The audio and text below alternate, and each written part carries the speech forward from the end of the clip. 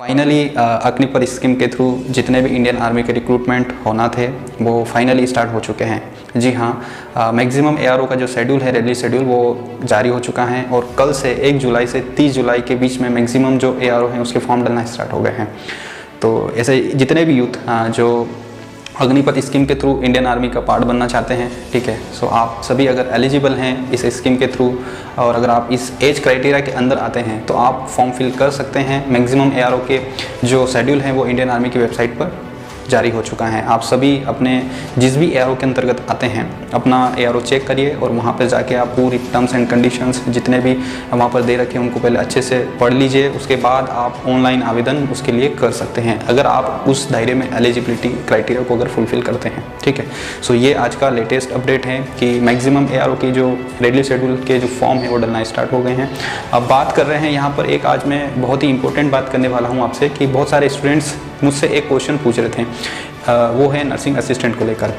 आप सभी का मोस्टली क्वेश्चन ये आ रहा था कि नर्सिंग असिस्टेंट में कोई चेंजेस नहीं हुआ है तो सर उसके फॉर्म क्या इसी के साथ फिल होंगे, क्योंकि इसमें नर्सिंग असिस्टेंट का कहीं से कहीं तक कोई जिक्र नहीं किया गया। तो देखिए, आप सभी को एक चीज़ मैं बताना चाहूँगा कि जब इस अग्निपथ स्कीम की जो घोषणा हुई थी, ठीक है, उस समय पर ये स्पष्ट कर दिया था कि जो भी मेडिकल आर्म्स हैं, मेडिकल कॉर्प्स के द्वारा जो भी नर्सिंग असिस्टेंट के थ्रू रिक्रूटमेंट होते हैं उसमें कोई भी चेंजेस नहीं होगा, ठीक है। और ये अभी जो फाइनली जो शेड्यूल जारी हुआ उसमें भी देखने को मिला है कि इसमें अग्निपथ के द्वारा जो भी रिक्रूटमेंट होना है वो सिर्फ और सिर्फ Indian army GD, clerk, technical, tradesmans में होगा, ठीक है।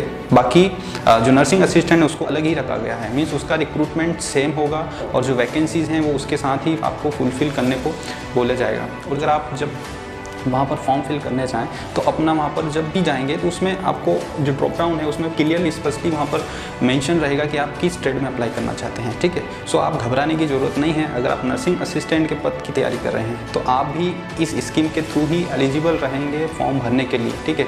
आप जाकर अपना जो भी नियरेस्ट MP ऑनलाइन पड़ता है वहाँ पर जाके आप पूरी जानकारी डिटेल में ले सकते हैं इसके बारे में, ठीक है। और जो भी फ्रेश स्टूडेंट्स हैं, जो नए कैंडिडेट्स इस स्कीम के लिए अप्लाई करना चाहेंगे, वो पहले अपना रजिस्ट्रेशन इंडियन आर्मी की वेबसाइट पर करवाना उनको कंपलसरी है। तो इसकी भी जानकारी आप जो नियरेस्ट आपका जो भी MP ऑनलाइन पड़ता है आप पहले वहाँ जाके करवा लीजिए। अगर खुद से करेंगे, हो सकता है आपको इतना नॉलेज नहीं है और अगर कुछ मिस्टेक हो गई है तो कहीं ना कहीं आपका फॉर्म रिजेक्ट हो सकता है। सो ये एक अपडेट था इंडियन आर्मी रिक्रूटमेंट रैली का जो शेड्यूल जारी हुआ है अग्निपथ स्कीम के थ्रू, उसके बारे में। सो नर्सिंग असिस्टेंट के जितने भी स्टूडेंट्स तैयारी कर रहे हैं वो एक चीज़ का ध्यान रखें कि जो नर्सिंग असिस्टेंट हैं उसको अग्निपथ स्कीम में नहीं लिया गया है। मतलब आप अगर महू एरो के अंतर्गत सपोज सिलेक्ट होते हैं एज ए नर्सिंग असिस्टेंट, सो आपका जो सर्विस रहेगा वो पूरा जैसा सर्विस रहता है 17 साल 15 साल का कंप्लीटली सेम रहने वाला है आपका, ठीक है। सो आपको चिंता करने की कोई ज़रूरत नहीं है। अगर आप स्पेशली नर्सिंग असिस्टेंट के थ्रू जा रहे हैं तो आपको कोई भी 4 साल के बाद इसमें आपका रिटायरमेंट नहीं होगा, ठीक है। सो ये एक इम्पोर्टेंट जानकारी थी जो मुझसे मैक्सिमम स्टूडेंट्स पूछ रहे थे नर्सिंग असिस्टेंट को लेकर। सो आई थिंक अब ये जो डाउट है आपका नर्सिंग असिस्टेंट को लेकर ये क्लियर हो गया होगा। और एजुकेशन क्वालिफिकेशन की अगर हम बात करें इसमें तो एजुकेशन क्वालिफिकेशन भी सेम रहने वाला है, कोई भी चेंजेस नहीं हुआ है। मीन्स अगर आप 12th पास होना चाहिए और 12th पास में आपका बायो स्ट्रीम होना चाहिए, बायो के साथ आपका ओवरऑल जो परसेंटेज देखा जाए तो वो 50% होना चाहिए और ईच सब्जेक्ट में 40% मार्क्स कंपलसरी हैं, तभी आप नर्सिंग असिस्टेंट के लिए एलिजिबल हैं, ठीक है।